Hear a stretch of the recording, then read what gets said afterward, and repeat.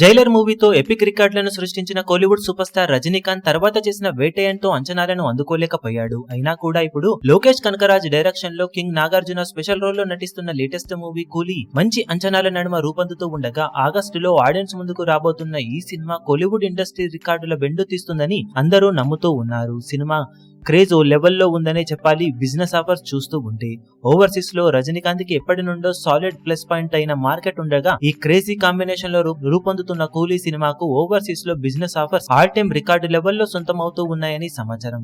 Recent గా cinema overseas business close అయినట్లు సమాచారం. ఆల్మోస్ట్ 80 కోట్లకు చేరువయ్యే రేంజ్ బిజినెస్ ను ఓవర్సీస్ లో సినిమా ఓవరాల్ గా సొంతం చేసుకుందని అంటూ ఉన్నారు. ఈ రేంజ్ లో రేటును సినిమా బాక్సాఫీస్ దగ్గర ఓవర్సీస్ లో రికవరీ చేయాలి అంటే అల్టిమేట్ బీభత్సం సృష్టిస్తూ 165 నుండి 170 కోట్ల రేంజ్ లో గ్రాస్ కలెక్షన్ ను అందుకోవాల్సిన అవసరం ఎంతైనా ఉందని చెప్పాలి. మొత్తం మీద ఇండిపెండెన్స్ డే వీకెండ్ లో వార్ 2 సినిమాతో పోటీ పడి రిలీజ్ కాబోతున్న ఈ సినిమా సౌత్ వరకు అయితే హార్ట్ ఫేవరెట్ గా బరిలోకి దిగుతుందని చెప్పవచ్చు కూలీ సినిమా. మరి బాక్సాఫీస్ దగ్గర ఈసారి రజనీకాంత్ అనుకున్న రేంజ్ లో ర్యాంపేజ్ ను చూపించి కోలీవుడ్ తరపున ఫస్ట్ 1000 కోట్ల సినిమాగా ఈ సినిమాను నిలుపుతారో లేదా అని అందరూ ఆశగా ఎదురు చూస్తున్నారు. మీరేమనుకుంటున్నారో కింద కమెంట్ సెక్షన్ లో గెస్ చేయండి.